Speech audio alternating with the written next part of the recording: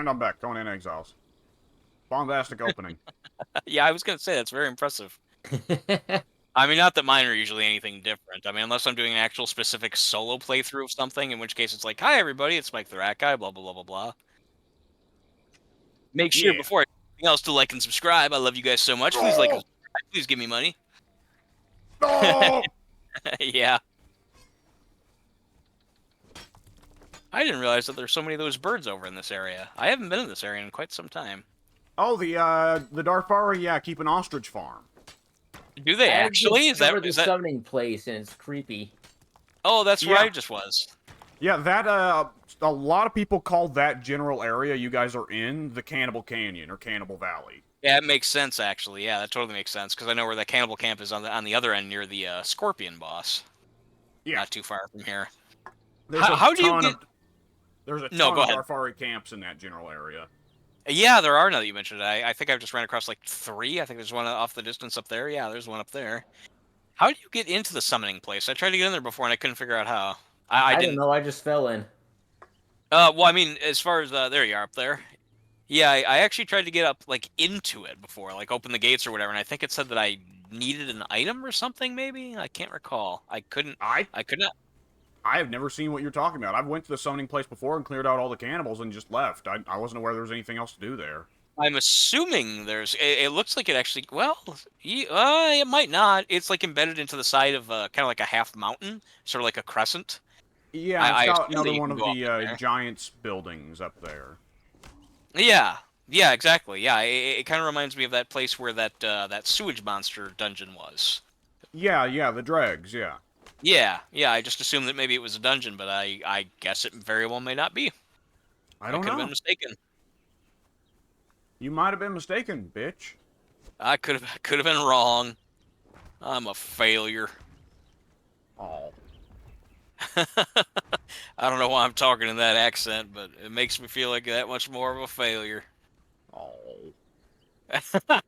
This fucking sucks. I tell you, this fucking sucks. I'm such a fucking failure. I love this flat area up here, though. I was closer to more things, like water and stuff like that, because this is such beautiful open flat land. You could build anything here. And then there's that one tree right in the middle. Look at that pompous little tree out there. That tree's so fucking full of itself. Just because it's the only one that thinks it's special. Stupid fucking tree. Yeah, I'd cut it down if I could, but it looked like it was a thick tree. Yeah. I'll just jump down. Oh, there was a proper way down. I just didn't notice it. Alex, you decided to. Are you just committed to what you're doing over there on your end by the jungle? I suppose I am. Why do you ask? Oh, I just didn't know if you'd be adventuring or if you'd actually be still continuing with soon or what your plan was. That's perfectly fine. Just didn't know what everyone was doing. Well, I don't know that I'd be continuing soon, considering he's not here, but... Oh, again, yeah, pink. Patty, Bob, Fred, whoever. Yeah, there's my humble abode as of so far. I'm not gonna probably build it up too much more than this. We gotta get worried. Pink, we gotta get worried when he starts naming off guys that haven't been on the forum in forever. Or part of our group in forever. Yeah, I thought you were going over there with old Justin Lynch, but... Yeah. It's been a while since I've seen Sir Boy. I wonder what stats he spec'd into. Yeah. How long was he playing with us the other night? Yeah. Like, we haven't spoken to him in like 5 years. Oh, yeah, haha. I know it hasn't been that long. It's been like an hour.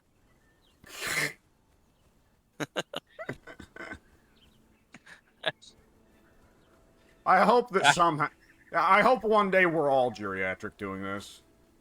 I remember back in the fucking day, that soon that motherfucker, You fucking punk making fun of me. I'm only fucking 92. When you get to be 92, go ahead. What were you gonna say? I'm gonna house. Has anyone else built a house? I'm gonna build a house. Hey, listen. As you are, I was. As I am, you shall be. Time is a flat circle. Mm-hmm. Remember that. This No, has it's all happened before and will happen again. Pink's over there checking out my first he was looking at my my bonfire, which I think is funny. It did almost look like he went straight to the food, and then he went over to my shrine of Derketo. I wanted to call it Dakota, and obviously that wasn't right. The Shrine of Dakota. Shrine of Dakota. This person Oh, has yeah. a school... yeah, blah. This person has a cool skull mask. How do I make one for myself? I can actually make one for you. Oh.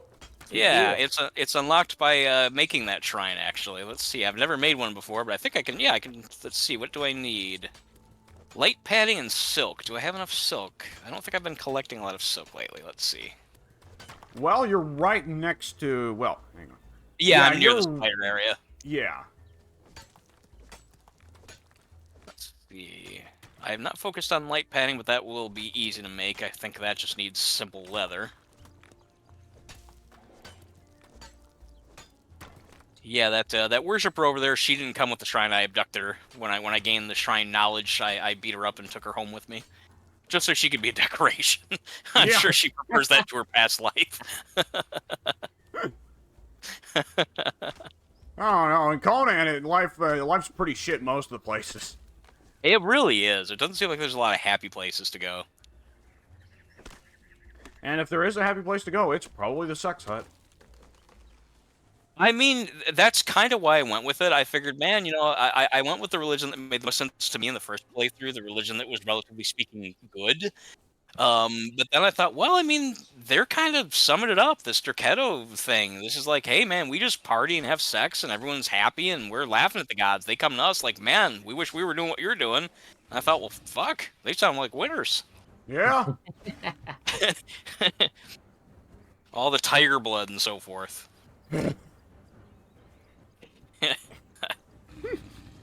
Yeah. He found my jade horn. It's incredible. oh. I love it. What's going on with you, Alex? What? It's fine. I've got it under control. Oh, okay. As long as you're sure. Why do you have 1,000 feathers in your artisan table? I have actually all the stuff that's here. I found. Surprisingly enough, I didn't mod in all the. I got the feathers from. It must have been some bearers that I killed. The bears tend to drop feathers a lot. Yes, they do. Ah. Can't tell you why. It's when they drop their packs and then you open them up. Those harps, I actually found 2 of those to my surprise. I don't know how common they are, but I'd never found a harp in my last game, and there's 2 of them. The harps are treasure. Yeah, I actually put them up. I built a little treasury. It's I have some incense in front of it. A little what is this? A gilded urn. What is this? A technical name? A gilded jade warhorn. It's absolutely beautiful. I love it. I just wish it was bigger. All right. Yeah, That's probably also a treasure. it is. It is in fact. Sweet. Here you go, Alex. I'm sorry, Pink. Dropping it at my feet there. Thank There's you. Yep, no problem. I don't think it probably does much for armor, but at least it'll give you something cool looking on your face. Yeah. Not gonna lie, when you That's all said that Alex, I matters. was like about ready to look around, like, what, where? Yeah. Oh, okay, that does actually look super cool. I'm badass. You kind of almost look like I guess it's the hair that's doing it. Obviously, the mask with the hair. You kind of look like Immortan Joe. I was thinking the same thing. Yeah, were but you really? I thought I was just misremembering because I had No, Mad Max on the mind this morning. it's for no good weird. reason. Yeah, well, I can't blame you for that. Any day you have that movie on your mind is a winning day, I think.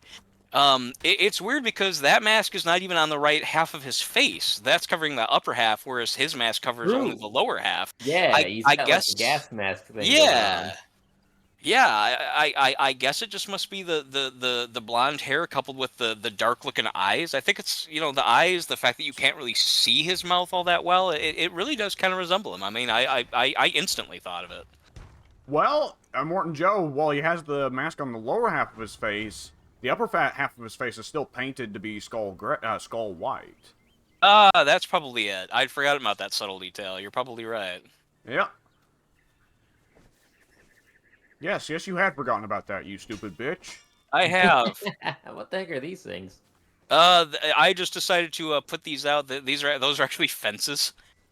Those are all Oh, just this little island naturally comes out all the way out to here. So I thought, well, hey, wouldn't it be cool if I didn't try to position it this way when I first plopped down my shrine. It happened to point in this direction, so I thought, huh, I wonder if I can run a fence all the way out there and keep it straight. And it did. It actually follows yeah, the whole trail worked out almost perfectly. nicely. Yeah, it Yeah. actually did. This is the one part of my base I'm actually really kind of proud of. I mean, like the rest of it's not like garbage or anything, but it's just a casual little mountainside sort of wilderness gathering place or whatever. But the shrine I thought was pretty cool. Pretty sweet, man. Yeah, thank you.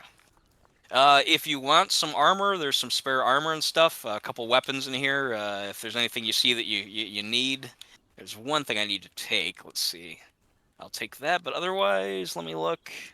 Yeah, if there's, don't go crazy just grabbing everything, but if there's something you need, help yourself. Well, thank you. Yeah, you're welcome. You have 9 putrid meats in your fluid press that you should know about. Oh, okay, yeah. That was from me squishing the fish. Apparently, they didn't squish for some reason. Mike, you are now going to experience my pain. There is something funny about him just saying that I should know about it. There's something suspicious about that. Like, Mike, why should I don't know know if you're about aware of this, but you got a serious fucking problem. And I don't have the power to blot out the sun. You should learn it. You're closer to the place to learn it anyhow. Oh, am I actually? Yeah. How much sorcery is like? How much do you need to totally cripple your character to be able to do stuff like for example, just like the zombie summoning? Do you have to like really go hard into sorcery for stuff like that? The blotting out of the sun, I actually want to say, is one of the low-level spells that requires no corruption. Really? I believe that is the kind of a case. surprise. Huh. Well, really, other than making it dark for players, it doesn't really do anything else. No practical effect. Yeah, for like PvE, like it has no practical debuff on enemies, so it's just a PvP just thing. to show off. Okay. Yeah. Well, actually, I guess. Well, I don't recall. Did it make it so black that for like 10, 15 seconds you couldn't even see what was going on? No, you could see kind of in front of your nose, definitely, but... If you were in a fight, though, for example, if you were waging war with some other players or something, could that have been useful there? Yeah, that's what I'm saying. It's good for PvP, but not for PvE, because the AI... Oh, you were specifying not for PvE. I see. I gotcha. Yeah, the AI isn't going to be like, oh, I can't see!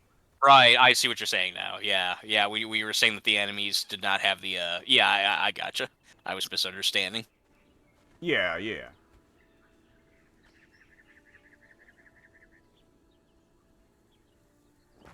That should work. Yeah. So Pink, how much of my crap did you raid?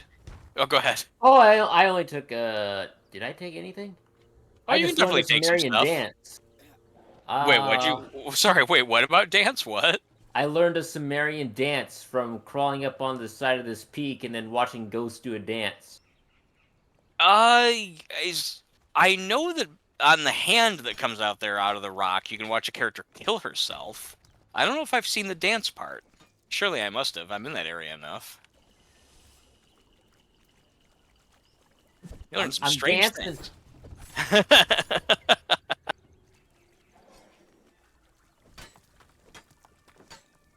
This has been the most peculiar playthrough of Conan Exiles. You know, the first time I played through, I had no idea what I was doing, and I took forever and a day to find you guys.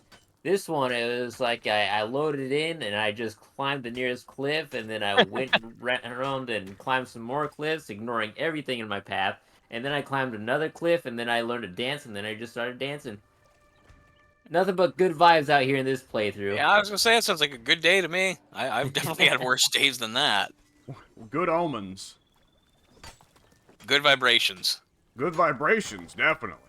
Definitely get some vibrations here. Is it too... do you guys know the song, or is that, like, too dated now? Okay, I legit don't know. Okay, Even if they don't know that song, they know that song. I would think so. I would think that there's still enough osmosis through movies and so forth that this stuff gets out. Yeah. Like like for example, "Let's Get It On" is from like 1973 or some shit. That song will never ever be forgotten because it's in every movie that's ever made. Yeah, it's one of the ones that's up there. We were just yesterday watching the Super Mario Brothers movie, the new animated one, not the How was original. that, by the way? You know, in the end, I liked it. I think there was still a little bit too much okay, I'll tell you, it's a hell of a lot more accurate than the Bob Hoskins Monkey movie, right? I can only assume. But, I do think there was still I still think there were too many concessions to the studio of, like, well, it still starts with Mario and Luigi being real-life plumbers in the Bronx or whatever, and then they get sucked into the Mushroom Kingdom. But it actually looks like the TV show. I'm sorry, what? Is that not a reference to the TV show? Well, the movie I never saw it, but I think it is. That is accurate. I don't know if that's a specific reference, but that is accurate to the TV show. Yeah. Yeah. In the TV show, in the live action one with Lou Albano and the other guy, who was just as good of an actor, but I can't remember his name, unfortunately. They were literally just Italian plumbers, and they just had like cartoonized side adventures in the Mushroom Kingdom. Yeah. I've never watched that. My exposure to Mario has more or less entirely been the video games, other than the Bob Hoskins movie, which even as a kid I was like, oh, this movie's fucking garbage. Oh, where'd he come from? Oh no. Makes sense. What's going on with you, Pink? You all right? I'm being attacked by a hyena. Can he take them at this level? I mean, I know you're concerned about him. Will they wipe him out? Oh shit. Probably. Okay, then continue to run.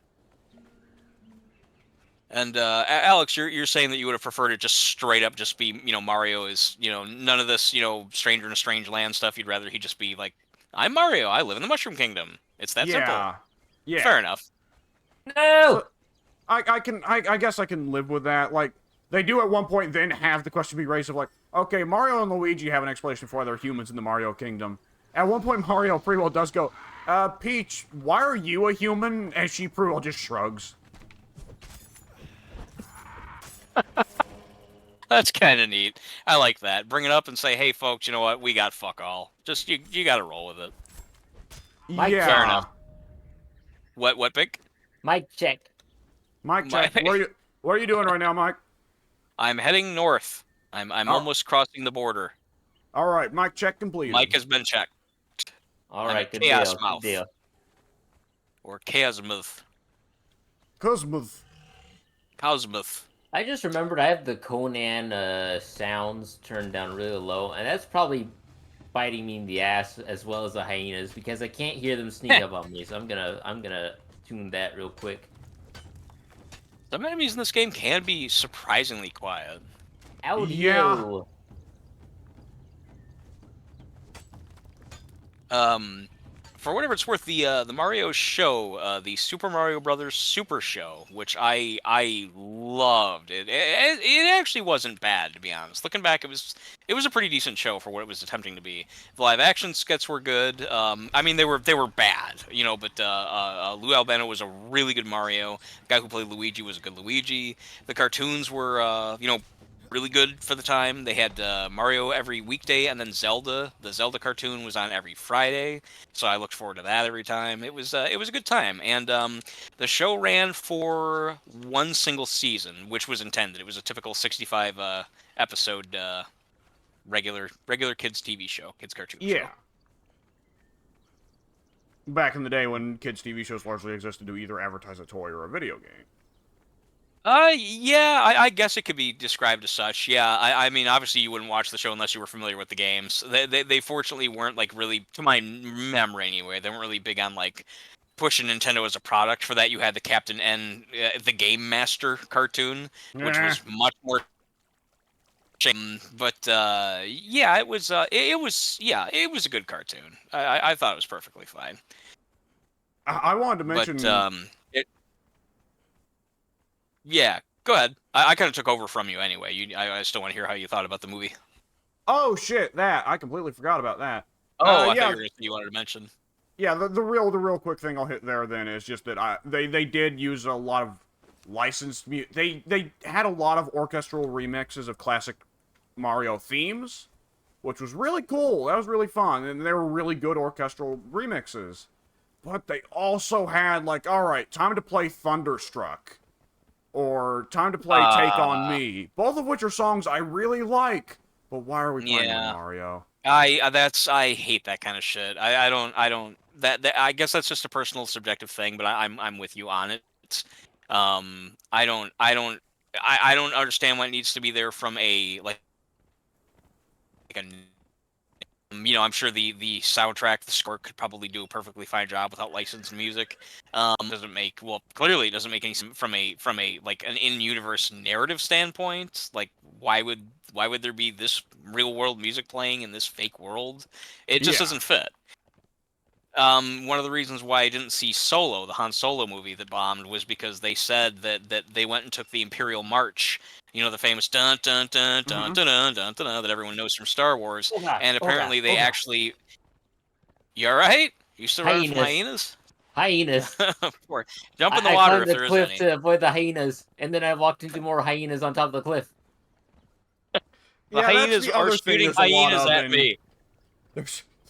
That's the other thing that there's a lot of in Cannibal Plateau. Hyenas. Yeah, that is true. Don't worry, I ran into an enemy camp, and now the hyenas and the dudes down there are duking it out, and that works sometimes. Not free. Yeah, good. Yeah, if you're fast enough, you can sometimes get away with that shit. But yeah, Solo, apparently, I didn't see it, but apparently they actually had it as an in-universe actual thing that characters were listening to.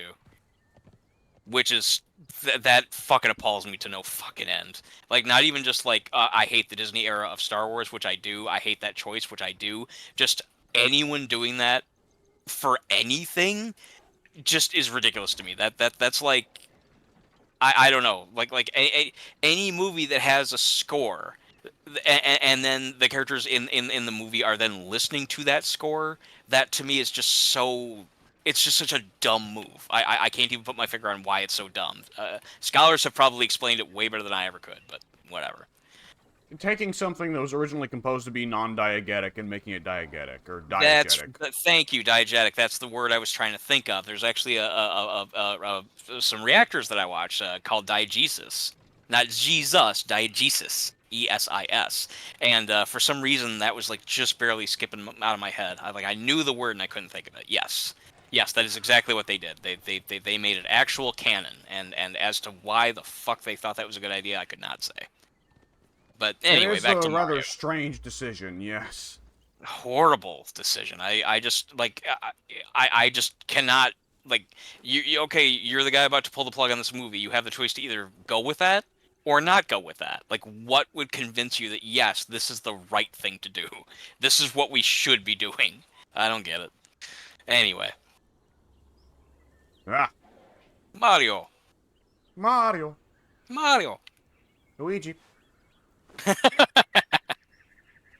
Yeah, so you didn't like the music, and you didn't like the fact that the character was still had the well, what did you not like about it? Elaborate. Yeah, that was the two things that I really had easily picked out. No, I'm sorry. I should have phrased it better. What I meant was elaborate on, if you would, why you didn't like the fact that Mario did not just start as a denizen of the world. What was it about that about him going into the world and us seeing it that you didn't like? See, my thing is, in the Mario games, it's always just Mario's in the Mushroom Kingdom. Mario goes to save the princess. Mario and Luigi, yeah. None of the original Mario games, just Super Mario World, start with Mario in Brooklyn, and he's like, "Hey, Luigi, let's go save the princess," and he hops in there. Very true. So, he's always in the Mushroom Kingdom to begin with.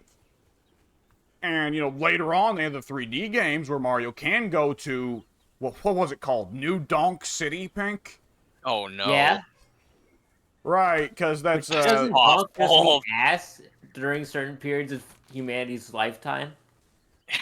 So that's pretty awesome. I'd go there. In addition, it seems to be a play on New Jack City, which is a movie from fucking 1990, I think, 1? No, I think it's a play on New York City. Is it? I don't know. Yeah, you're probably right. What it Just is the combination of donk and badonkadonk, though, that's kind of skirting the line a little bit. Probably unintentional, though. I think you're correct.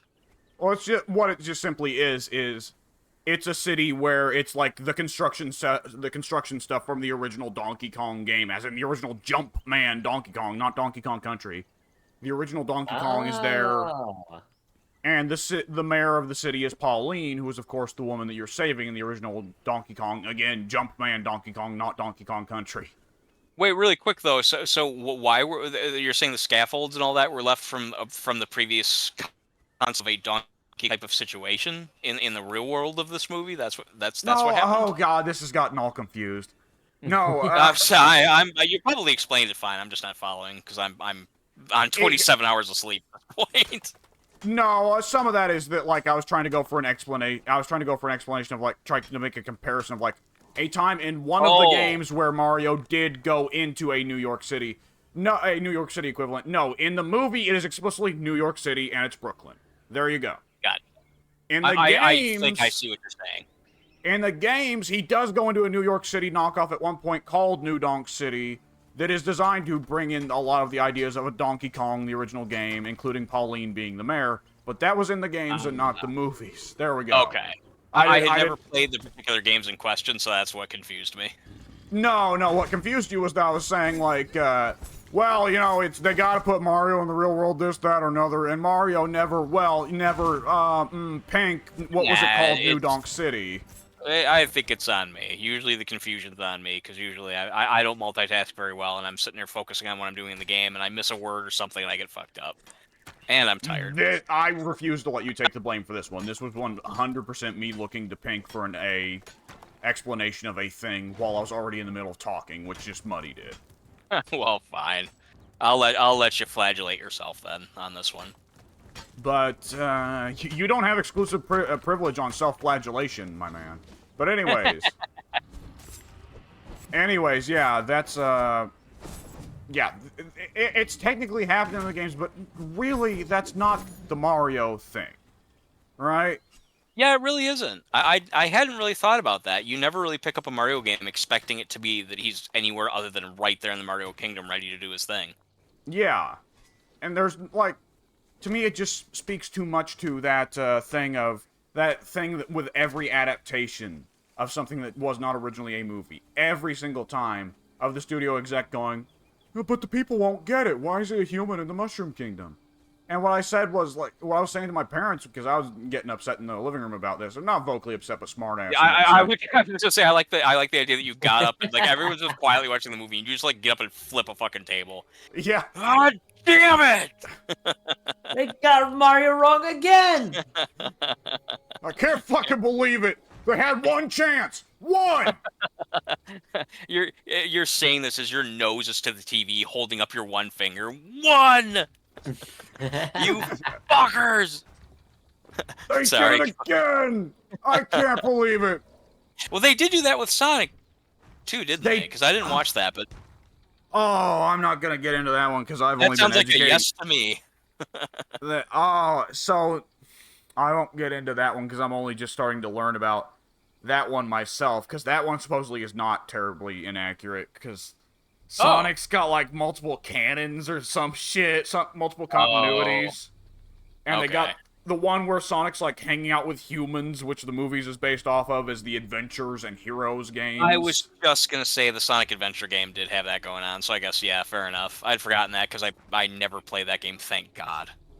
Yeah, which is... Okay, that's a whole nother fucking thing to get into. It really is, yeah. That's fine. Let's let you finish your Mario story. Right, okay.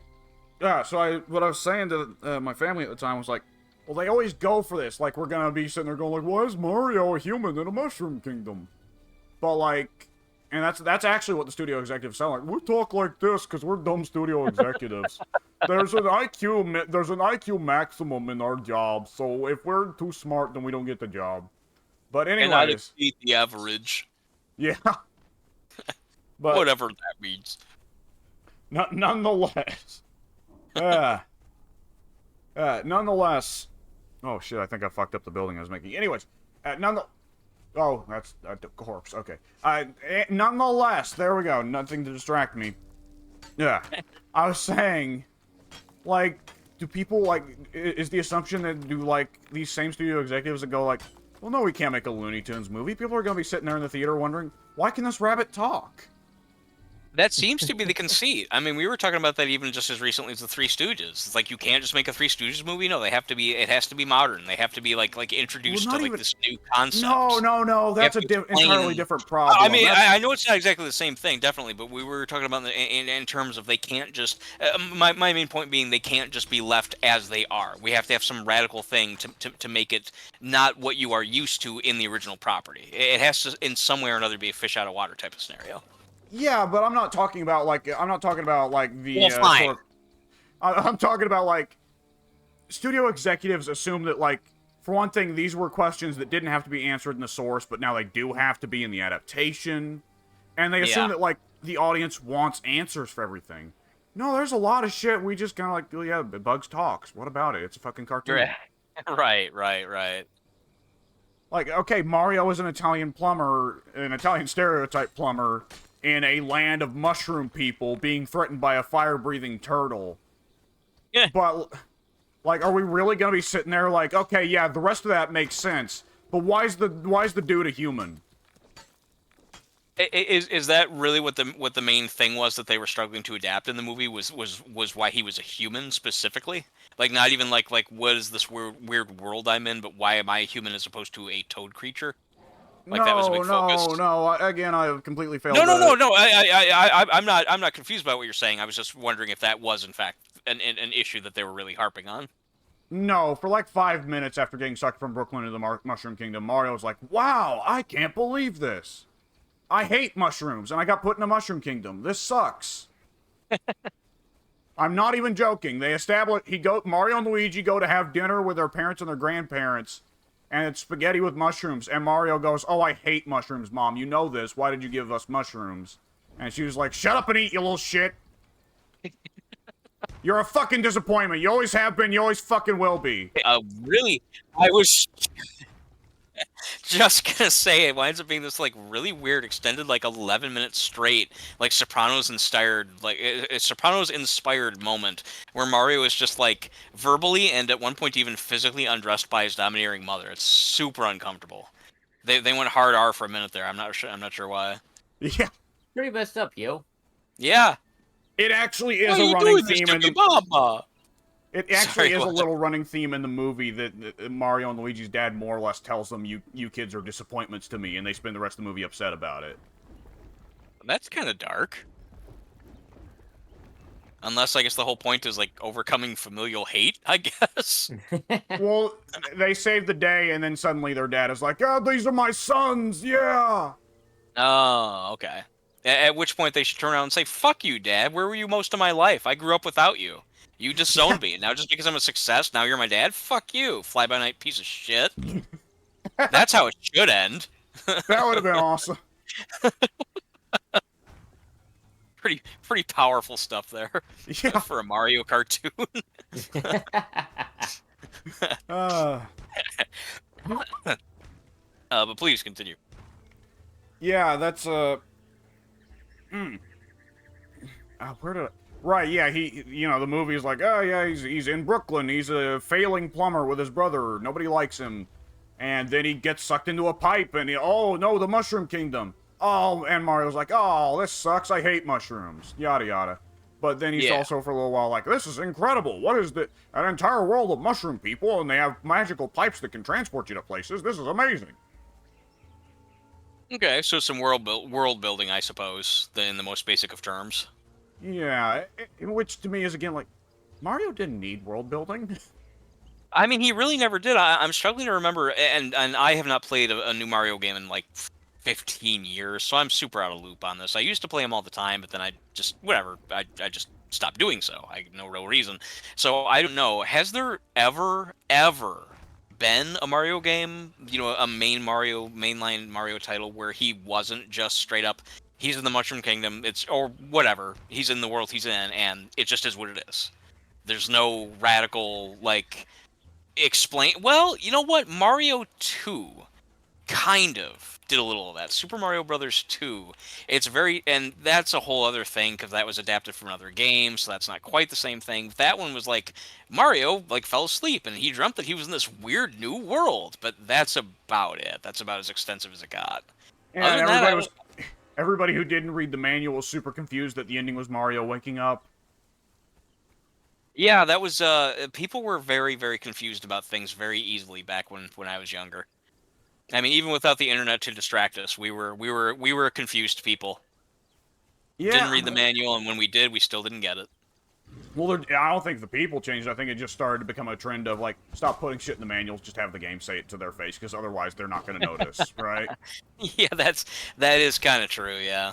Yeah, and then there was a while where rental was super big and the instruction manuals would get lost, and then places like Blockbuster would try to print the manuals, and then Nintendo sued them because God forbid we want to do everything we can to stop the rental business.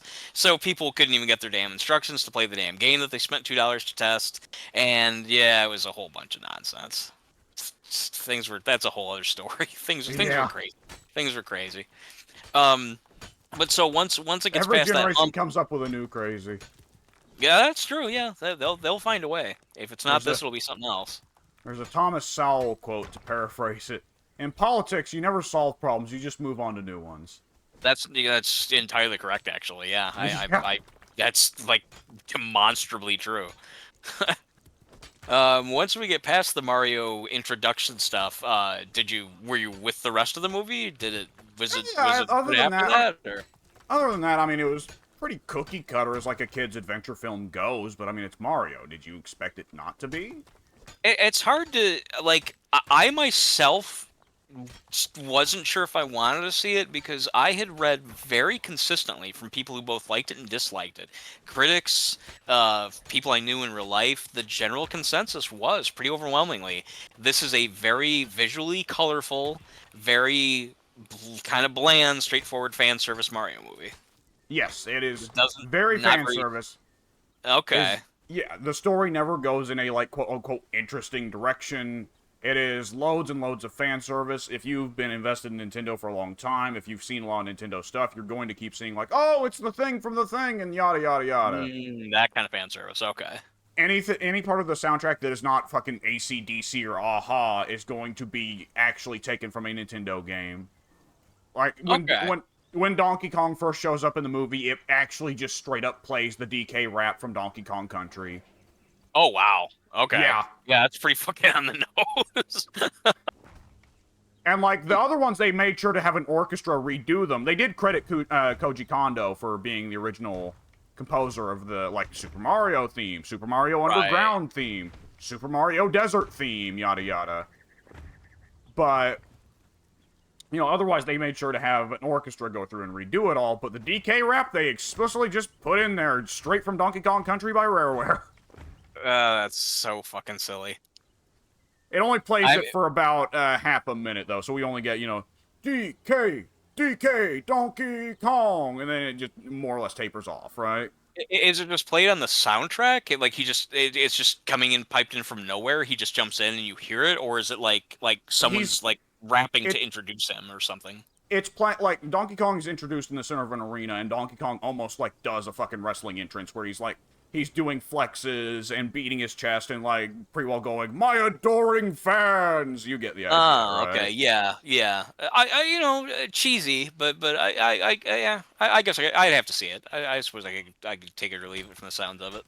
Yeah, but if you're not in just for Mario and Donkey Kong and whatever other closely associated franchises, even a little bit of Mario Kart fan service, then by all means don't watch the movie.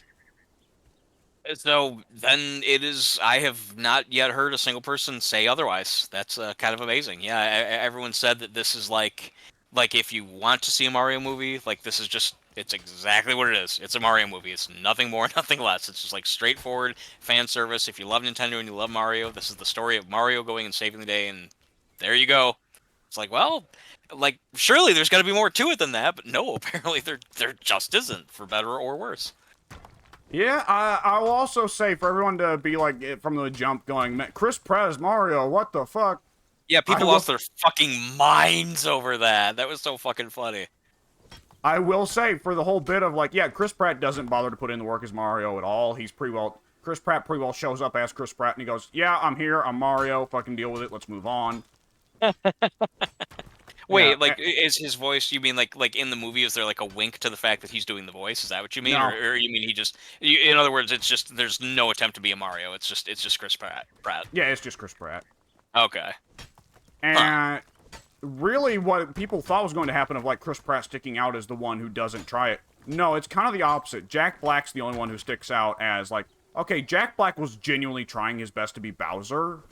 But other than that, Chris Pratt is Chris Pratt as Mario. No, Keegan-Michael Key also tried to be Toad, which is not an ideal voice to try and imitate. I don't know very much about the actor, but when I saw the picture, I thought that I do not see Toad in this guy. Well, he went for it. Well, power to him. I mean, both the Key and Peele guys, generally reliable quality-wise. Yeah, that's true. Yeah, can't knock them. I know that in the old Mario cartoon show, the one that we were just talking about, Toad had kind of a scratchy, high-pitched voice like this. Is that what they did? Yeah. Really? Obviously, Charles Martinet went in a different direction from old Albano for Mario. Yeah. The more high-pitched, squeaky voice, but yeah, Toad has pretty well ever since been, I am Toad! That sounded so aggressive. I'm not wrong, am I, Pink? No, you're not. You really aren't. Like, that's pretty...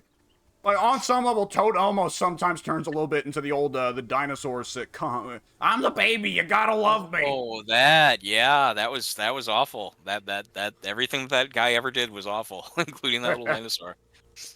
I have heard of one gag from that movie that I do love. From the Mario movie? No, from the dinosaur show, but... Oh, you said movie, so I wasn't sure. Oh, no, sorry, the dinosaur I thought I said fine. Dinosaur sitcom. You said movie, unfortunately, and for that I have to dock you a point. I thought I said sitcom. I could have swore I said sitcom. You swore, you can swear up and down until you're purple in the face, but it's not going to save you today. You have failed. What is the most effective way to gather branches? What tool do I need? I love that innocuous comment comes amidst all this faux drama. Best way to get branches, if you can't find them floating around on the ground, you gotta beat down some of those dry-looking, white, thin, raggly trees that you see here and there. Well, mostly in desert areas. Beating down any tree will get it, but the white, scraggly trees give the most branches. Yeah, I mean, if he's looking for the fastest way to amass many branches, then yeah. But otherwise, you can get branches. Like, yeah, just you'll get, depending on your equipment, you'll get some most of the time whenever you hit a tree.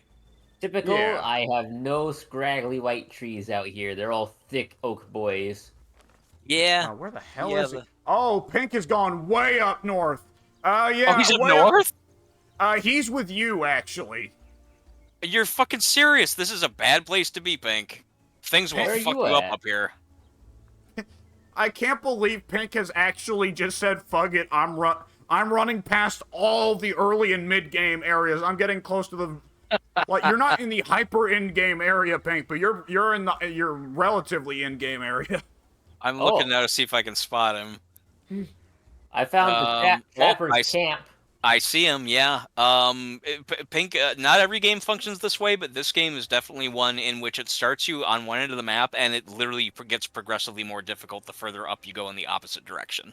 Like, enemies get stronger, they do more damage, they take more hits, you run across stronger, faster creatures. So, be careful. Like, I see you heading kind of towards a woolly mammoth somewhere over there. Keep that in mind. You thought the hyenas were bad, the woolly mammoth will fuck you up. Although you can run faster than it. Yeah. So just keep running. The thing to be worried about up north is not the woolly mammoths or the bears. It is 100%... People.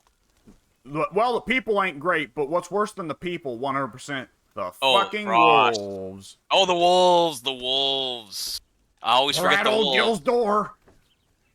Perhaps mistakes were made.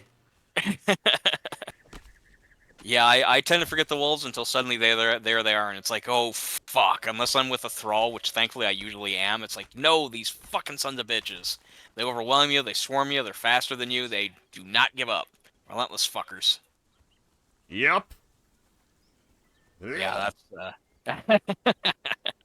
What were you saying about the dinosaur sitcom, though? You said there was a gag from it that you remember that you really liked? Yeah, the rubber suit dinosaur show with the puppets and the things, right? Yeah, I watched it back in the time. It was decent for what it was. Ran for a couple of years. Yeah, I remember there was one gag in particular I've seen from it that I really liked. At one point, the teenage one is doing his homework, and he asks, hey Dad, what's what year? What's the year? Yada yada yada, and hey, the dad says, well, this, that, or another, and he says, hey Dad, why do the years count down? Oh, well, they just do. What are they counting down to? And the dad just looks at the camera with like kind of a slack-jawed look of like, hey, wait.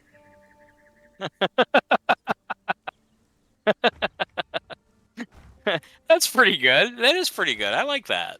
Kind of a witty look at the fact that, yeah, if they kept track back then, kind of odd that they'd be counting down to something apparently very apocalyptic. So, well, no, using the fucking Roman, like, Julian calendar. Yeah, no less. Yeah, where it's BC and AD. Okay, yeah. BC, B. Okay, that's before something. What's the C? Yeah.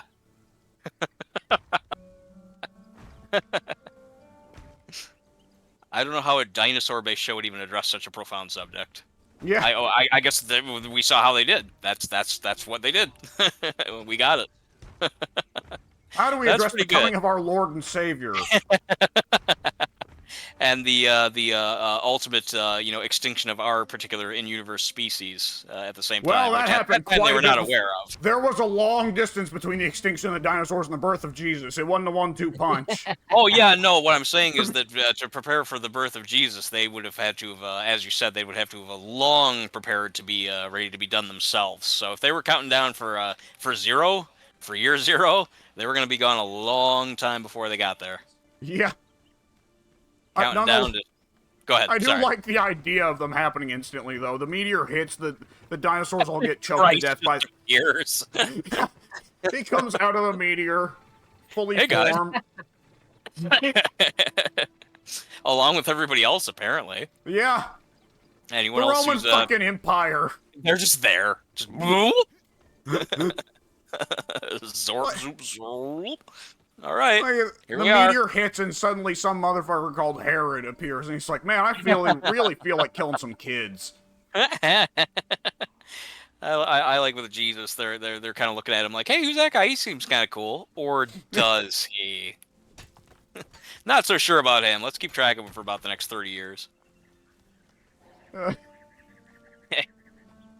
it would fun. Like the more you think about this, the stupider it gets. It's pretty stupid, but it's funny. We're fundamentally changing laws of how aging works for everyone involved. It all had to start somewhere, damn it. Like, well, does the meteor now hit, at 0 BC and the dinosaurs get to live way longer, or are we just suddenly skipping 1 billion years or whatever of BC time? Whatever fits the current narrative is what we're going to have to go with. It's flexible. It's a flexible timeline, as all timelines are these days. The meteor hits the Earth so fucking hard it bends time in half? Sure. Why not? I mean, if we're going to believe that a meteor fell and hit the Earth and that just all life on it was just completely wiped out for billions and billions and quadrillions of years, then yeah, why not? Why not? Just boom, suddenly there were people too. We can't say there weren't. We don't know. Hang on. So the meteor that is thought to have killed the dinosaurs hit somewhere above the... Just above Mexico, if I recall correctly. Yeah, yeah. Like, does it hit and, like, the cloud goes out and the cloud, like, the cloud almost like a wave that goes across the Earth, the cloud of ash, like a fucking sandstorm in Conan Exiles. Does it, like... Right. The wave goes over Mexico and leaves the Olmecs? I like they come sprinkling down like salt. Yeah, that's kind of what I was thinking actually. Yeah, it's just like all the Earth is wiped out, but then like in the residue or whatever, it's just like all these new beings come forming down. Like it just makes the Olmec pyramids and stone heads and shit. I mean, I guess. Question mark. Why not? Sure. You know, the Olmec people are just like, hey, we're here. Hey, we already got a house. How about that? Yeah, this is working out pretty good. In fact, we can talk and we understand each other even. Wow. Yeah. Have a whole society the wave already blows set. over Asia, creates the fucking Han Empire, and immediately they're like, hey, 3 kingdoms. Let's start killing each other. Well, that was when I'm trying to think of when that was. Was that 200 like AD. So I was gonna say I thought it was 190. Yeah. Okay. Yep. That sounds about right. well, by all means, there is quite 190 years is not a small amount of years, but in the relative scale, Yeah, relatively. when you're in a relative scale, when you look at like the big chart, the Excel sheet of history, it does seem remarkably close. Birth of Christ, War of the 3 Kingdoms. Yeah, not a lot happened in between. Nah. Really quick, I don't want to forget this. Pink is in the same place now that he was when we were first talking about him about the woolly mammoths and all that about 5 minutes ago. So I want to see what are you doing, Pink? Are you swimming in that dam over there? What's going on over there? Yeah, I'm building a house inside of it. Oh, are you seriously? Yeah. Oh shit. Okay. Enterprising Pink. Pink, do you want to guess where I had my main house built in single player? Also in the dam? Pretty close to it. Very scenic spot, apparently. See, now I'm tempted to go over and build my house. Here. Wait, what, Alex, are you tempted to do? Now I'm tempted to go and build a house over there just because. Well, my initial suggestion was that you should, and then I thought, well, as long as you don't build too big and crazy ambitious together, the two of you. Yeah, then we'll be fine. I'm a long ways away. I'll get over there and do something at some point up there, but right now I'm still invested in the jungle. I wanna set up a few places out here. Yeah, I know that you guys have been wanting to build in the jungle for a long time. I was kind of like the poo-pooer of that. I never. Every time I try and explain it, I can't. I cannot put my finger on why I would not want to live in that area long term. You're just a Guns N' Roses hater. I kind of am, to be honest, or at least that song in particular. Talk about a song that's in every fucking movie ever made. Every movie, every commercial, every trailer, every video game. The jungle! Yeah, Welcome to the Jungle, yeah. Oh my god, my brain turned off there. I completely forgot about that. I was thinking about how you said you didn't like the dark rain in the jungle, and I was thinking like, okay, Pink's making a reference to November Rain? Oh, wow, we're getting deep. Yeah, and I was going, for a second there, I was like, what movie has November Rain in it? All of them! Like, that's, by all means, I do enjoy at least the ending of November Rain. However, I've never seen a movie that has November Rain in it. It's a 9-minute song.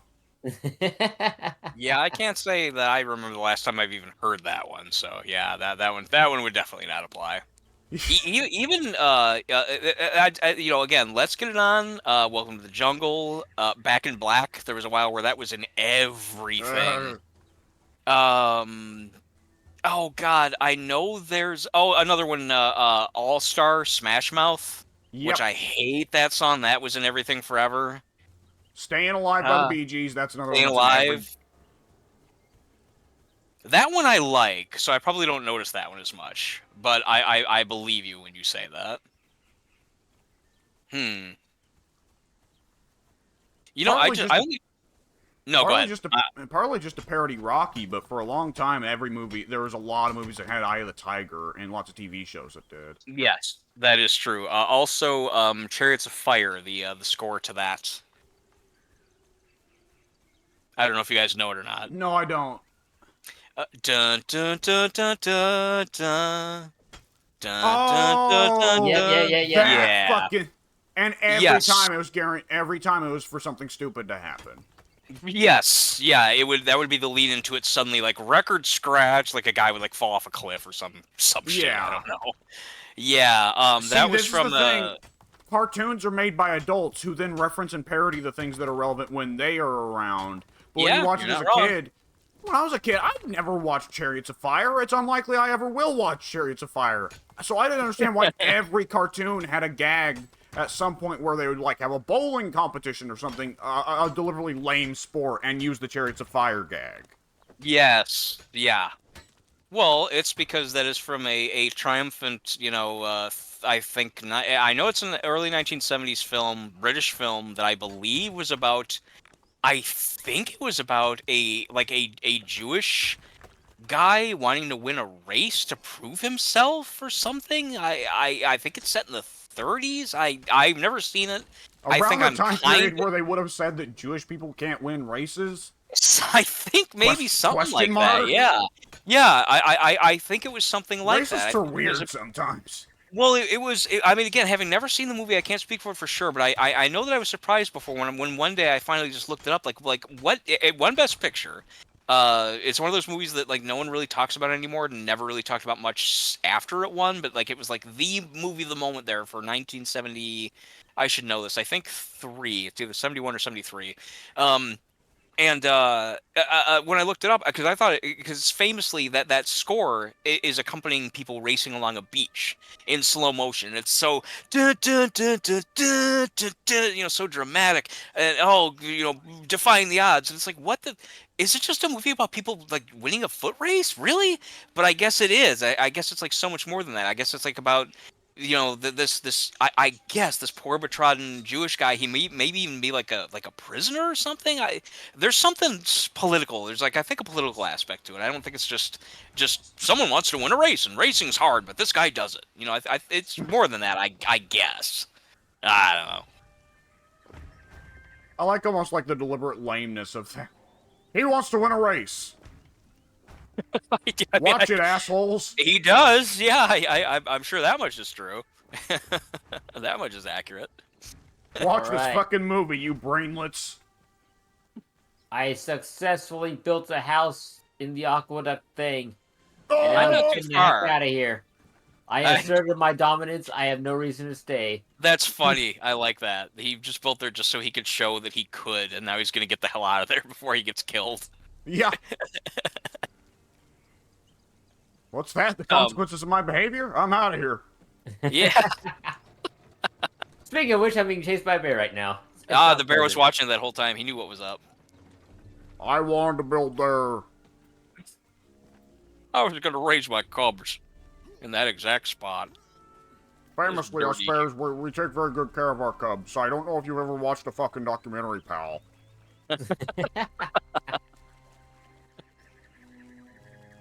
I really enjoyed, and I've said it before, the Timothy Treadwell documentary. I thought it was fantastic, but I remember as soon as I dared to mention that, Ted was like, "Oh yeah, sure, yeah, I'm sure it was great. A stupid fucking movie about a guy that's so dumb he gets eaten by bears. It's dumb, and the director's dumb, and the movie probably says that he was cool and a hero, and everything sucks, and fuck you for liking it." And it's like he said exactly that. It was the most remarkable thing. I remember it verbatim. He was actually pretty fucking close to that. He came out guns blazing. It was like, dude, it was actually pretty good. And then the movie kind of took pains to show that no, the guy was kind of fucking sort of a dimwit, noble guy that went and got himself fucked up and killed his innocent girlfriend in the process. The movie doesn't celebrate that by any means. Yeah, well, fuck it. Oh, well, I liked it. Shrug, walk away, hide in a closet till tomorrow. Yeah. Yeah, that was very good. That's the only movie I've seen about bears, because I don't. I find bears oddly very boring. Why are you laughing? Because it's such a weird thing to say. Well, no, I was laughing at something I was thinking about. Oh, okay. You didn't give me a good space to say it, but I was near about to say, well, I'm sure if you bring it up with Ted now and go like, oh man, I love that documentary. Yeah, I should test this sometime. I should, next time I'm on the Discord and I happen to see him talking, I should say, hey, yeah, I just saw whatever, something that I know he either loves or hates, or at least has professed a love or hatred for in the past, and just see if he does, in fact, turn his tail, and not turn his tail, rather, but turn his, turn out the other side of his mouth and come up with something completely contradictory to what he not only said, but insisted in the past. I think there's a fair chance of it. Has anyone called him on this? Sorry, Alex, you say what you're going to say first. I think I've definitely mentioned it and made fun of him, and I think pretty well what he said was like, yes, I am strongly opinionated, and I am also physically capable of changing my mind because I'm not insane. I mean, I get that argument, but it's odd then to be so strongly opinionated and then be just as strongly opinionated in the opposite direction about so many fucking things. To me, that says that maybe he shouldn't be quite so quick to be as strongly opinionated, but I'm super strongly opinionated about the stuff I am, so I can't throw stones at that house. Yeah, Ted is strongly opinionated. Ted, look, one of the most definitive Ted statements I've ever heard was someone brought up the old thing of like, you can, you can either have a happy marriage or you can be honest or something like that. A much more clean way of saying that. I'm sorry, And did you say that Ted said that, or someone said that to Ted? No, I think it was someone. I don't think Ted was invoked in it, but Oh, okay. someone like said something along the lines of like, either you can be honest to your wife or you can be happy. And Ted very plainly responded to that with, "See, I never got when people said that. To me, I can't be happy if I'm not fundamentally, brutally honest at all times." You know, Ted goes hard in the paint for whatever he thinks is the truth, and when his idea of the truth changes, he goes hard in the paint for the new truth. there is, you know, it's it's one of those. He's consistent in his inconsistency.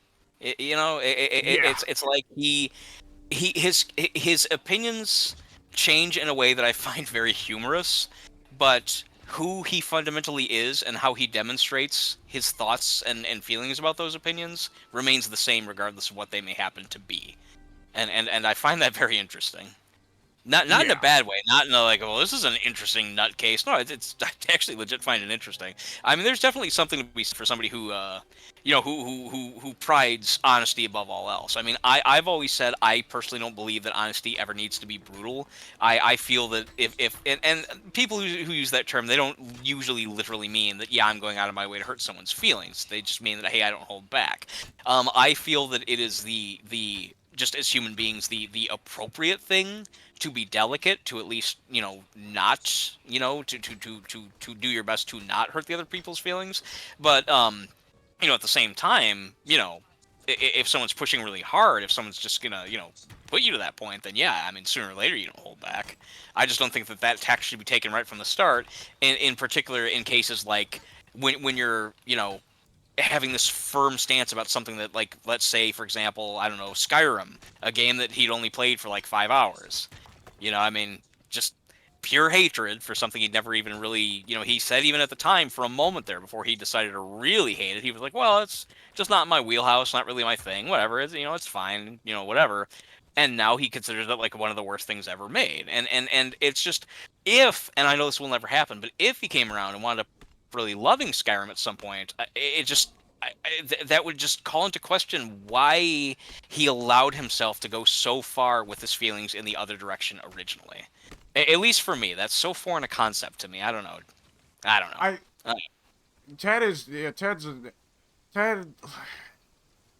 That sums it up right there, doesn't it? Ted, I don't even know. With Ted, it often just seems just so simple as Ted is of the opinion that you should be uncompromising in the truth, quote unquote, in all its forms. And the truth, you do not know the truth, but if you have an idea of what the truth is, you should be uncompromising for it. And yada, yada, yada, you can get the idea. Which means that as soon as the truth changes, he will go hard in the paint for, like, he can, in a moment, go, Skyrim is the fucking worst, it's a poison to the game industry, and it's killing everything that's good in RPGs. And then he'll one day play Skyrim, and then, this is just an example, I don't think Ted would ever enjoy Skyrim, but no, I agree. But Ted could then one day play Skyrim and go, wow, this game is actually awesome, and then he'll pop in the next day, Skyrim is everything that's right with RPGs, it needs to dictate the future. And he will not, most of us might say something similar, but we would say, I know I always said I hated Skyrim, but man, I've seen it in a new light recently. Just gonna say yes. There's no qualifier with Ted. Ted does not offer up why he came to the reverse decision, which suggests to me that maybe he doesn't even know himself. Which while I'm sure he does, it comes across as someone who's just being a contrarian for the sake of it.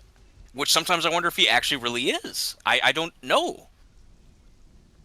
I think, I think Ted definitely gets a kick out of bothering people, but I also think at the end of the day, Ted on some level admires brutal honesty and views it as a good thing. I think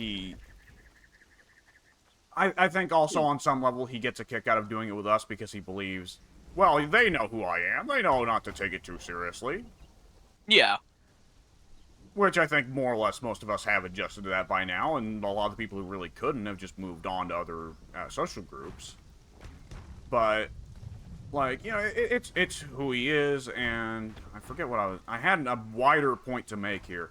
You know what it was? Ted has at some point I said something along the lines of, this would have been several years ago, but I think I said something more or less along the lines of, dude, the way you talk, you are not going to sell people on things, you are just going to shut them out. You're going to make them decide to shut you out because they're just going to go, this guy's a fucking psycho, I don't need to bother listening to him.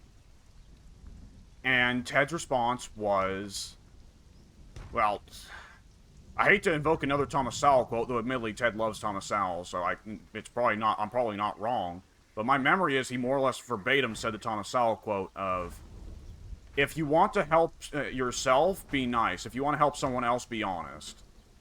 That's a good quote, I have to admit.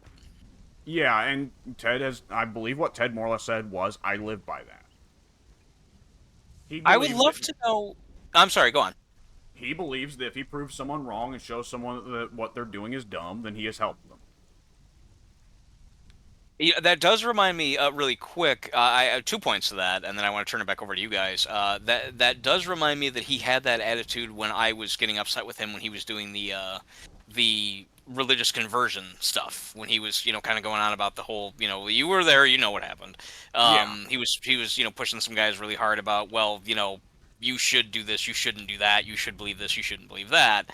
And when I tried to approach him at the time, and he was being pretty militant about it at certain points in time, I basically said, it's not really your job to do this. Like, you're not, like, regardless of what role you may feel that you're in, regardless of what role they may put you in, whatever, it seems, and this is just my opinion, but dude, it seems like you're kind of really like trying to dictate how people act and think, and that's kind of a shitty thing to do. And his response was essentially what you just said. His response was, my job in this particular case as a Christian, this was him talking, not me. It is my job to do this. It is my job to let people know that they're going to go to hell if this, that, or the other. It is my job to tell them that there's a better path and that they should seek it. And I was like, at that point, I'm not trying to condemn him about this at this time. I'm not trying to condemn anyone who does think that way, but that is so foreign to me. Like, I just had to kind of check out and be like, I don't get it. That's a whole different worldview, and I'm just not seeing it. I gotta step out then, I guess. So it's just embedded in his philosophy, which leads to my other point, which is I wonder what caused him to be that way. Which, again, that makes it sound like I'm saying that he's a weirdo. No, I mean, he's got his eccentricities like we all do.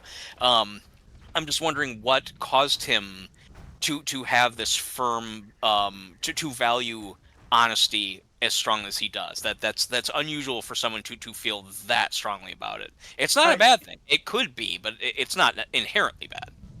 I've wondered that myself, because the way he phrases it, he makes it sound like, well, it's just innately wired into him.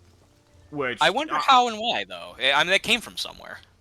Yeah, I'm a nurture guy, not a nature guy. There's definitely nature elements, of course. Some people just wind up with different brain chemistries. That's why some people have depression, and there's, clinical depression, that is to say, not like, something shit happened in your life kind of depression. That's not clinical depression, but, like, I've wondered that before, because I'm not really a nature over nurture sort of guy. I'm a nurture over nature sort of guy. I generally believe that people generally do what they do because they were at some point either raised by a parent or some kind of mentor figure to believe that, or perhaps, there was some experience in their life that led them to believe this is the way to be.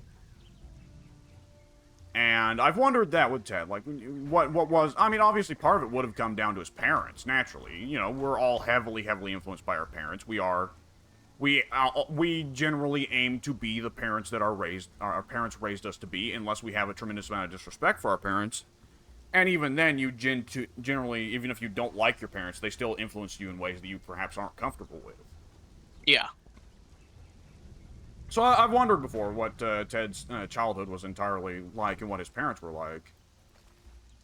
and what have principles he we was ever raised talked to him with. about that? Has anyone actually discussed that with him? Like, well, actually, Well, first, really quick, it's completely off subject. Just I've been waiting to ask this for a couple minutes, so I just get it out. When you abduct a fawn, or I'm sorry, a foal, when you get a little baby horse, um, does the color that you get it when you grab it remain the color it turns into when it becomes an adult? I don't recall. I want to say I picked up a gray foal and got a brown horse, but I could be wrong. Okay, well, I'll just grab one then and see what happens. Go Yeah. on, continue. That's all I was wondering because I'm in front of a horse and I've just been waiting to have the moment to ask, and I've realized, well, I should just ask then. Eh. The what was I going to say? Yeah, it is funny that kind of thing because like sometimes Addy, for instance, out of our group, Addy is very Addy talks about his real life stuff all the time, constantly. It's one of the things he does talk about the most. And Addy has given me and Pink a lot of insight into what his family is like and, what his day-to-day life is like and all that. And, I'll mention this to my parents sometimes in conversation. I'll say, well, this is happening and that's happening and yada, yada, yada. And then my mom will then sometimes go like, oh, what's Pink up to right now? And I'll pretty well have to just kind of shrug and go like, I don't know, Pink doesn't talk about his life and I don't inquire. Yeah, yeah. Pink is.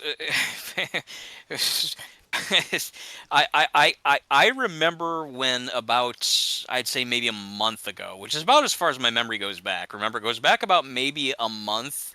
It has to be at least a month, but no less than whatever, less than a month, longer than 10 years, something like that. Anyway, my point is, we were playing Dead by Daylight, and I can't remember exactly what the situation was, but Pink got really pissed off. He was, just getting frustrated. He was like, this is bullshit, man. I'm getting sick of this. Like, what just happened there? That's crap or whatever. And it was like, I think that was the first time I ever heard Pink show an emotion that wasn't happiness.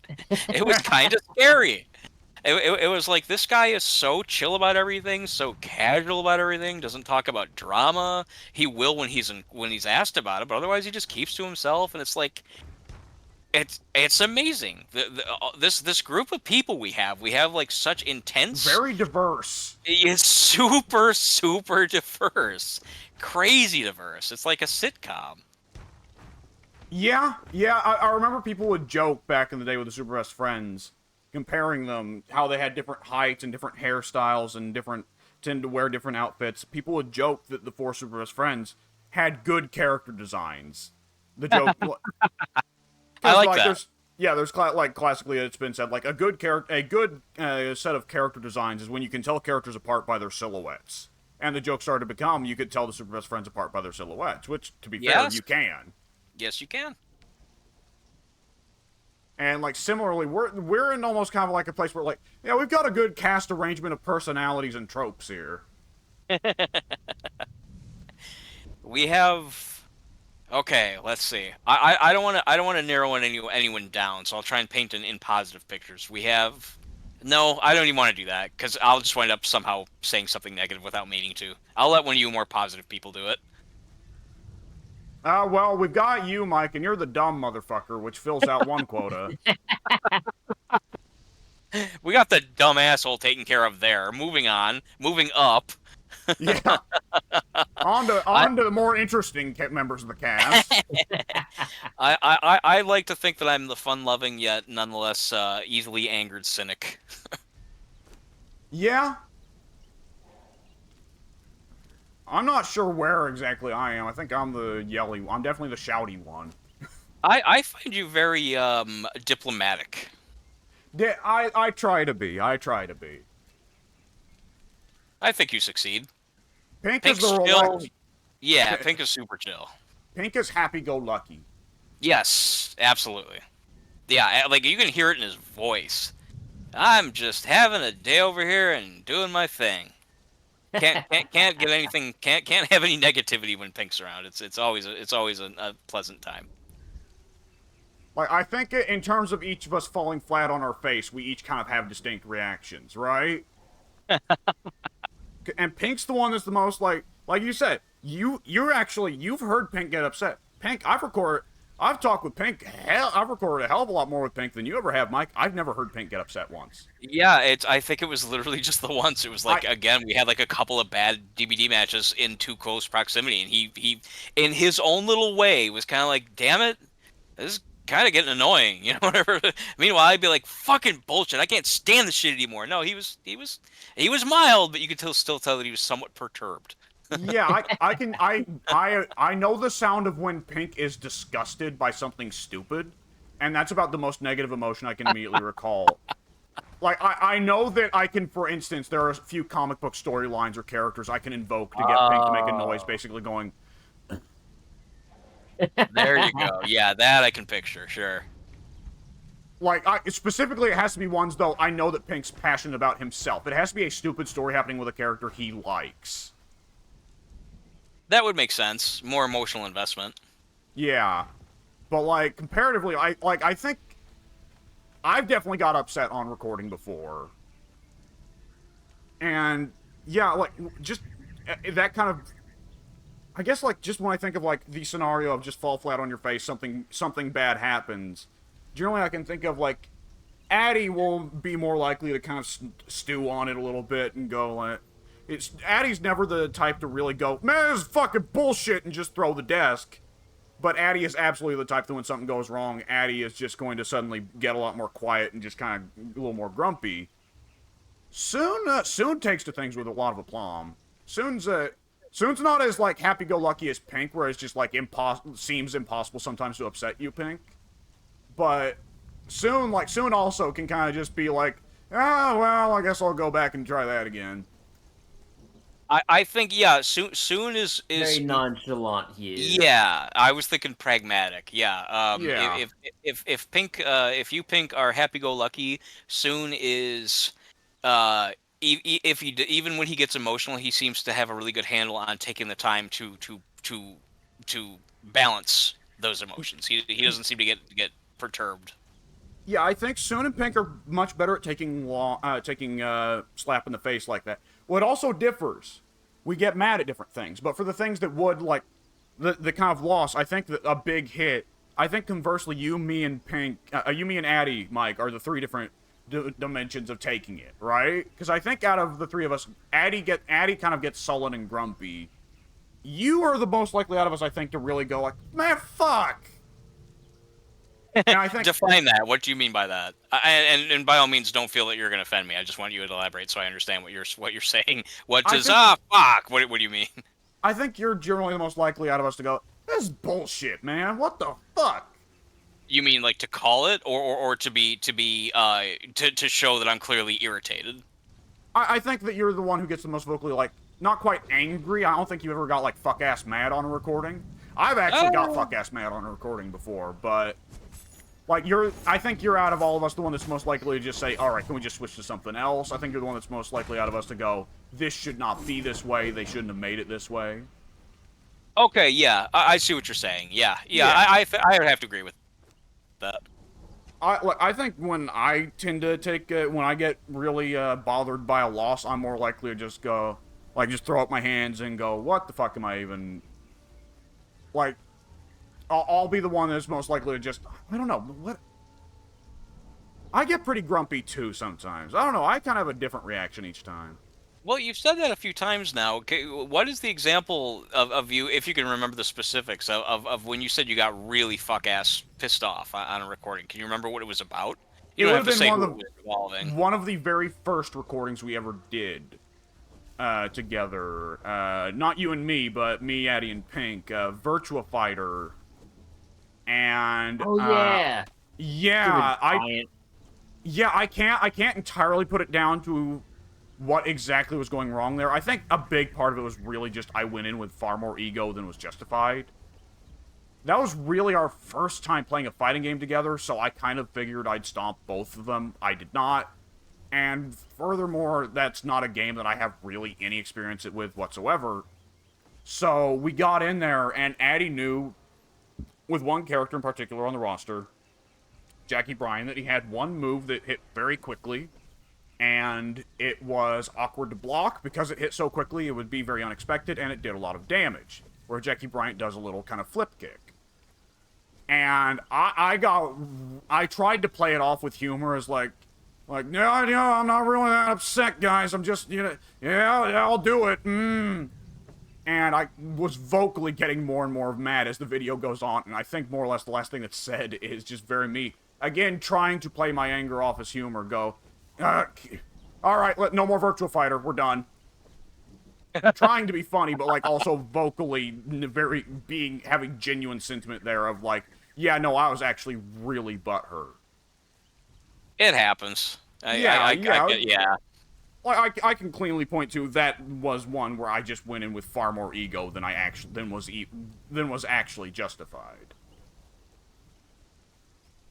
So in that case, it wasn't even necessary. Oh, go ahead. You need to what? No, I was just gonna say, like, with that one, it was really just boiled down to I was jilted. Yeah, I was actually kind of gonna say that. Actually, it doesn't sound really so much like you lost your shit over, whatever, getting pissed off at something, whatever, like a controversial topic. You lost your cool. You were a jerk for no reason. No, you were, you were being increasingly frustrated by an unfortunate situation. That's I would think that I mean, anyway, everyone's got their limits. Sounds like you just reached yours on that particular day. Yeah, I mean, I think, like, I haven't really I struggle to think of any other time on recording where I have really got that mad. And I think with that one, it really just was. I came in going like, yeah, these guys, getting kicked back, boys. I've put some time in on some fighting games, and no, it wasn't that wasn't going down that way that day. Yeah. We didn't know Addy had 18 years of experience at that point. Yeah. Yeah, Eddie's, it goes without saying, which was impressive really considering he was only 16 at the time. 16 at the time. He needs to be wearing one of those silly shirts that says something like, gaming since, the womb, or whatever. It's the best. The fucking worst. What is medium? The t-shirt that says, "Don't mess with me. I'm near leveling up and you look like just enough XP." That's so dumb. That is so fucking dorky and cringe that it kind of passes the line back into kind of neat. I kind of like it because it's so fucking shameless. Well, I listened to a little bit of the podcast episode where Wooly and Pat were talking about Pat having a baby, and Pat was saying that his wife, part of their whole announcement of the pregnancy was Pat went and got him some intentionally bad dad shirts. And one of the ones she got him was CIA, female body inspector. Oh, sure, I've seen stuff like that. And that one honestly took me like 10 minutes to get. I was like, CIA, female body inspector. What's funny? It just sounds weird and gross. Oh, damn it! Well, wait, actually, I think I'm missing it then. Okay, so there's something more. All right, then I'm not getting it. If there's something deeper than just on the face. There's a very popular T-shirt with douchebags, which is labeled FBI, female body inspector. The idea being that FBI stands for female body inspector. Female body inspector, yeah. The gag, of course, being that the person wearing the shirt is like supposed to be so stupid they don't understand that FBI is supposed to stand for female body inspector. They just were like, oh, here's another American spy agency. Right. It's actually more meta than I would have given it credit for. I definitely would not have initially understood that was the specific reference. The shirt itself is a reference, basically. So yeah, gotcha. Yeah. I've seen, just really quickly, I don't really have a whole lot to say about this particular subject, but just before I forget, I remember being absolutely... I went through a range of emotions, to be honest. When I was working at a store once, at a bookstore, Barnes & Noble, a girl came in, a cute girl, and she was wearing a shirt that across her chest read the words, "My eyes are up here." And I looked at it. Yeah, that's a fairly popular one. It was the first time, and for me so far, the only time I've ever seen it. I literally, I was behind the counter. I'm supposed to be a good employee, but I looked, and I couldn't stop looking. I kind of looked up at her eyes, looked back at the words, and I'm like, it's reading I have to. What do you expect? Yeah, that's kind of what I said. I'm like, I know I should. I absolutely told her. I'm like, I know I shouldn't really be looking at your chest right now, but I don't know how I'm supposed to I don't know what to think about this. Like, I've never seen this before. I don't know, honestly, how I'm supposed to feel. And, and she played it off. She was cool. She was like, oh, that's cool, though. That's funny. That's what the shirt's all about. And I'm like, I've never seen that before in my life. That's so weird. And that night, I remember thinking about it. Like, it came back into my head, and I thought, is that skanky? Is it funny? I don't know. Like, I was mystified by the fucking shirt. Is it meta? Is it ironic? Is it lame? All of the above? Question mark. Yeah, I don't know. That shirt really kind of threw me for a loop. Yeah, really, all of the above. Like, it's like, am I a jerk to be looking at it? I mean, the shirt begs me to do so. but scolds me simultaneously. Yeah, super fucking weird. But anyway. The ultimate temptation. In a way. Yeah. It was weird, too, because, again, she was attractive. So it was like, I felt like I was ogling her, but, again, like, she wore a shirt specifically engineered to make me do that. So it's like, what the... Like, I sure wasn't going to look at it and just be like, huh. And then look up at her eyes and then just, like, no-sell it. Like, that was... Oh, I guess maybe other people would. That ain't in my DNA. Anyway, yeah, we were talking about... I want to get back to what you guys were talking about with the our crew and how different we are. I've never heard Addy explode, but there was, of course, that time where he, just very kind of calmly said, Mike, sometimes I just don't even want to talk to you, something like that. So, sometimes I just, you make me so mad I don't even want to have you in my conversations or something like that. that fucking bomb out of nowhere. That would take what me back. was it? That one was more or less like... I forget what was let into it. Someone saying that someone didn't want to listen to... Yeah, yeah. It was, I remember what happened. Yeah. I had been.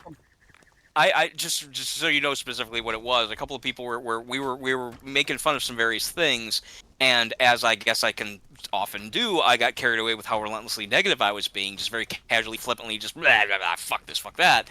I was talking about how overrated and, in my opinion, whorish Marilyn Monroe was. And Addy, that was the trigger point that Addy at least identified as where he was like, I don't even want to talk to you anymore tonight. That's what caused him to speak up. Yeah. It's just sometimes you get lost. No, we've been over this all the time. Yeah, no, I by all means, anything you want, I'm not going to be offended. I understand. Yeah, no, it's fine. It's very much in the past. I think like there's been changes in both ways. I think everybody's a lot more adjusted now. But yeah, at the time it was just like. It's just a little bit more like, oh no, is Mike going to start going off on like a sexual degeneracy rant? Speaking of Ted earlier talking about the Christians and yada yada, are we about to get Father Mike here? And so these children commence themselves into sexual degeneracy. Behold the fall of the Christian West. This is me talking. This is me announcing the fall of the You don't think you sound like that, but you do. Just earlier you were talking about, I'm going to teleport up to the north, and by God, I will be sure to grab myself many fine-looking thralls. I do not believe that I said it like that. I pray to the Spirit of Jesus, bring on to me the fine-looking thralls. Well, I'm not going to deliberately choose the ugly ones. Come on now. I know that you hear me. I murder. Wait, what? How do I take the clothes of people I murder? You can't necessarily, only if they happen to drop them. How dare this game? Now, there is a mod that allows you to adjust the percentage of that likeliness happening. I forgot that I was going to bring that up and see if you guys ever wanted to try it. It would make the game too easy if it was 100%, obviously, but go ahead, Alex, I'm sorry. Supposedly that's going to be part of Age of War Chapter 2, is they're going to increase the odds that NPCs... Oh, that's right. We'd already talked about that, so why bother? That's right. Yeah. I forgot about that. But yeah, what did you see, Pink, that you're liking? Shoes. Shoes? Mine are broken. Oh. Then I looked into my inventory and realized I crafted 2 and never put them on. So, crisis averted. I don't know why, that just broke me soon, Pink, the way you said shoes. It's actually kind of sad when you think about it. He wasn't even doing it for cosmetic reasons. This is a guy that he needs his shoes. He's walking across this landscape, and the poor man doesn't even have any shoes. That sucks. That's unfortunate. I've been places. Yeah, it's I'm trying to think. Can you can craft by default, can't you? Can you craft just like rag, like cloth rag shoes or something like Yes, that? yes, I'm wearing the cloth That's rag what you're shoes right wearing. now, and I threw Okay. the duplicate pair out in the trash for somebody else Yeah. to grab if they need shoes. We like to think that these bags that we drop on the ground eventually disappear. No, if someone actually comes up and we don't notice it, they come up and they take the Exactly. bags. Yeah, there's someone out there taking all our stuff, scavenging. His name is the Bag Goblin. The bag goblin. Yeah, that reminds me of stealing your burlap sacks. You can't stop me.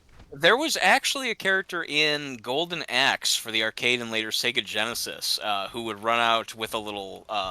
Either he ran out. He was in fact like a little goblin dude, and he would either run out and like take your special items or something, or Loot throw Goblin. you items. What was it? Loot Goblin. I think he was. I actually think he was, because I don't remember him being beneficial. I remember him being a little nuisance. So I think that's what he did. He would actually come out and I believe like run off with like an item you dropped or a weapon that you dropped and didn't pick up in time or something like that. Something to that effect. Yeah. Yeah. Yeah, there are or were such a thing as loot goblins. Well, in video games, I can't speak for real life, which of course Conan is. Yeah, clearly Conan. Well, Conan's more realistic because it doesn't have goblins. It has imps, which are about the next closest thing. Yeah, but imps, there's a little bit more demonic like idea there, you know. That is true. Yeah, that's definitely true. Goblins seem like a very natural sort of whatever, like just a what's the word I'm looking for? Oh, Goblins are God's mistake. yeah. I was trying to think of the word like a native to the area. They're indigenous. They're just little indigenous beasts. Yeah, whereas an imp seems like something that somebody summoned from some horrible realm for some horrible purpose. That or there's a tear in the earth, a rent upon the earth. Something like that. Live in fear for the hell beings walk.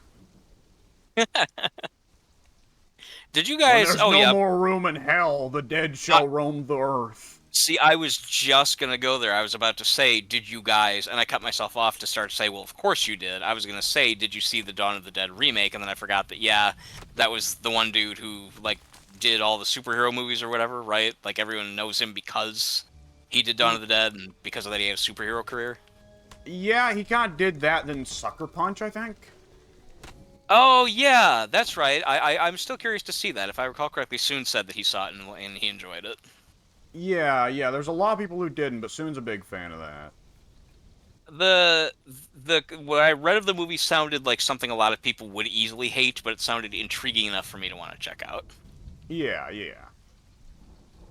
I never know how a movie's going to surprise me. I mean, every now and then, I mean, like the last one that, well, actually, the last one I can think of that really hit me was probably Jojo Rabbit. Before that, it would have been Drive. So roughly about five years apart there. Every now and then, a movie will just be like, "Oh my, that would like hit every button. That was so exactly what I wanted this movie to be." And it's great when it happens, but for me at least, it does not happen very often. Yeah. Like, by all means, like, there's plenty of entertaining movies out there. Like, there's something really interesting about that, you know. But it's rare for a movie that's like, "Oh my God, that's what I want out of movies." You know? Yes, exactly. Yeah, and that's how I felt. Like Jojo Rabbit left me feeling just like immensely satisfied on pretty much every level. And I would say that it was an excellent movie. I thought that it was an extremely good movie. Drive to me was it was such a simple story, and it's not even a long movie. It's like 92 minutes or something like that. But it was told with so much character and confidence and like just everything about it was it was almost like a movie as poetry to me. It's hard to describe without sounding like I'm sniffing Drive ass fumes or something, which I guess in a way I am. Making it sound like it's something totally profound, but to me in a way it was like Drive, when it was over I was just like I was in awe. It was like I so rarely have ever felt the way I feel now after having watched that movie. And I cannot quite put my finger on why that is. It just did everything the way I would have hoped and never imagined a movie would actually do, I guess. And it didn't even do anything particularly super, super unique. I don't know. Just every now and then a movie just really gets you, I guess. In my experience, old Paul... Oh, shit, what's his name? Paul Thomas Anderson? No. Okay. The main dude of Drive. The main actor. The main dude. Oh, Ryan Gosling. Ryan Gosling. Why did I Yeah. think he was a Paul? Anyway. He kind of looks like a... But, yeah, Ryan Gosling, in my experience, is generally a winner. I've only seen him in a couple things. I'm trying to think of even the next thing I would have seen him in. God, I know I've seen him in something else. Just nothing is ringing a bell. I've never disliked him. I only have ever heard good things.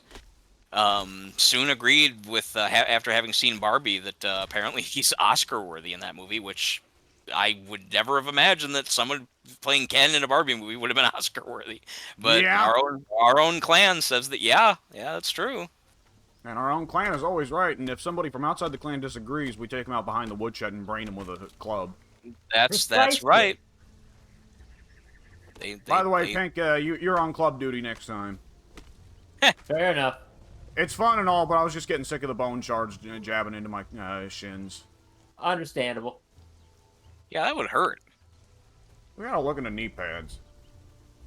Shin damage is bad. I still have a scar on, I don't know how it scarred my actual skin. I guess the wound was just that deep, but I can actually feel that the skin on your shins is obviously so thin. Not that I'm trying to be a Sesame Street rhyme here, but yeah, the skin on your the skin on your shins is so thin that when I was about 12 years old, I was running around a house playing tag with a friend of mine, my good buddy Justin that I grew up with. Not the same Justin that's pedo adjacent who knows the AVGN, mind you, but my friend Justin and I were playing, and I ran around the side of his house, and he had some kind of weird, I don't know what it was. It was almost like some kind of like water pipe of some kind. I'll just call it that for lack of a better term. It was like some kind of weird water pipe type of item, some metal structure sticking up about a foot and a half straight up out of the ground. But it was dark. I didn't see it. I crashed straight into it, bang, right into my shin. It hurt immensely. Ooh. Oh, it hurt bad. It hurt really bad. When you rub the area, you can still feel a little bit of like a little kind of crinkliness, a little where I'm assuming that's where the injury. It is where the injury was. I'm assuming it's what was caused by the injury. But more so, you can actually see to this day. Here it is. Like 35 years later, you can actually still see the wound, the fucked up skin there from where I just it did get burned. It didn't get like torn and then like peeled for weeks. No, it was just the impact of just hitting my shin on that one thing scarred my leg for the rest of my life. And yeah, that's I can think of few things creepier than thinking about shins being beat up and damaged, and it creeps me out. Gives me the willies. Yeah. And you don't want to have one Willie, let alone several. I like Willie a lot. I'd like to have Willie around. He'd be a cool friend. Oh, well, yeah, groundskeeper Willie. Now that's one. That Willie. He would all. I don't know what Willie you're talking about, but groundskeeper Willie, he'd be pretty great. Yeah, in my mind, I know I even just said Willie, but I guess because we were just talking about the best friends, I meant Wooly. Oh, that's what I was referring to, but I absolutely just said twice, no less, Willie. So that's on me. I think I've mentioned to you in the past that Wooly has said when he goes to Starbucks, he tells them I have an order for Will. Because he knows nobody's ever going to ever get Wooly. And even his last name, you told me that it was for real William Madden. I didn't know that Madden. It was Maddin. So it's not even like Madden, it's Madden. It's, yeah. I mean, I'm sure he pronounces it Madden, but it's not even spelled the way you'd think it'd be. Yeah, it's like John Madden, but with an I instead of the E, I think. Yes, yep. And you said that the guy who is better Wooly, that's Mace, whatever. That's who the character is in the new game. Yeah, Mace. Mace. And he's a friend of all the super best friends, including especially Wooly, which is why when he debuted, he gave his ring name was D.O. Madden, as I send up to Wooly. Yeah, I'll have to remember to push him a little bit in my game. Yeah, he's a solid big guy. Pink's a fan of his, correct, Pink? Yes, I quite like him. Yeah. I'm being bombarded by alligators right now, so if I seem a little distracted, that's why. And I was over encumbered, so it was kind of worrisome. Plus, there's a sandstorm getting ready to start, so That's not ideal. I'm kind of in a terrible position right now. Well, that sucks to be you. Yeah. I saw your corpse right here by my base. Did you just die here recently? I can help you if you're somewhere nearby. No, is that my corpse up there? I saw a corpse that was on the ground. I'm pretty sure it was yours. I thought it was yours. I just kind of promptly went and beat it up for the harvesting, but yeah, I think it was you. Oh, Yeah, I was thought like, it was oh, your boy. corpse. I went ahead and skinned it. Yeah, basically, yes. I just saw a body over here that it just apparently looked like it fell off of. Well, I don't know how it could have been where it was actually. Now that I think about it, something must have been attacking it. I guess there was a corpse over here where it couldn't have landed from somewhere. No! It was. Oh no. The sandstorm. Oh. And I didn't have a bedroll. No. Uh-oh. Oh, What happened someone's to been my ignoring the bedroll? messages. You fool! And then they spawned me out here in the middle of the desert where the sandstorm is still raging. They just put you No! right back in it. Like, you ain't escaping this. No! Where am I?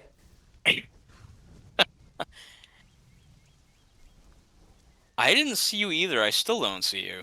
I'm not up by you. I traveled back. Oh, I came back south down. after I built the house by Yeah, the no, way up north. I came down as well, actually. But I'm not seeing you anywhere on the map. Peculiar. Yeah, that is. I mean, it's kind of easy to miss just a single little dot there, but maybe you're under another icon on my map. I'm not seeing you anywhere. If you're on like the main desert, yeah, you are not showing up. Oh, now I see you. Oh my God, you're all the. He went from the north down to our like cross location. What? Alex, he was I spawned like in this F3. Sandstorm took me again. Oh, that I sucks. spawned in the cross location because Oh, my because bedroll you did got the destroyed bedroll. at some point without Right. my knowledge. But yeah, I'm not too far from the place that I was building my new house at. The beginner's house, as opposed to the house that I put way up north, where I'm not going to survive easily. But I'm not having the greatest time down here. Come to think of it, I was having a much simpler time up north. Ironically enough, I preferred it when it was just having to deal with bears. right? I can outrun a bear. I can't do anything about the sandstorm. That is true. Well, it does not seem like there is a command to end the sandstorm. Well, luckily for me, it just ended. Yeah, it swept through the area I'm in roughly at about the same time you were talking about hitting you, so we must have both been on, like, opposite ends of it as it was coming in, like, opposite literal sides of it. Alex, what have you been doing? I haven't actually gotten an update on what's been going on in your game in a while. Well, I'll be honest, it's been a pretty boring video visually for people over here. It's a good thing we've been talking about interesting stuff, because over here I've just been working on building myself a little house near the iron deposits in the jungle that I was showing you earlier. Oh, okay, yeah. Oh, It's- like, I know you mentioned wanting to kind of build when we were up there near the top of that cliff. Is that where you decided to build? Like, way up there? Yeah, I decided I liked it enough to build Oh. up here. Oh, interesting. Okay, so you're high up. Interesting. Yeah, I'm quite happy with this place. Oh. That's good. And I just got the battery low notification signaling that it's time for me to wrap it up on the recording, so I guess, folks, I'll see you later when this place is properly done up, because now that I've built the place out of sandstone, I'm trying to set honor rules for myself of build something out of sandstone, then go back in creative mode and replace it with a better material. But I don't want to sit and fucking grind for hardened bricks anymore. Yeah, I mean, I feel that when it comes down to cosmetic building, I think that we've all earned, well, more so you guys, you in particular, after I learned that you did all the work the hard way, I think that at the very least you've earned the right to be able to just put up whatever cosmetic pieces you want without actually having to go doing hours and hours and hours of busy work to get the material. Yeah. So, yeah, folks, whenever I come back next video, this place is going to look quite a bit prettier. See you later then, folks. And... Whoa, where's that? Okay, there's that stop recording button. There we go.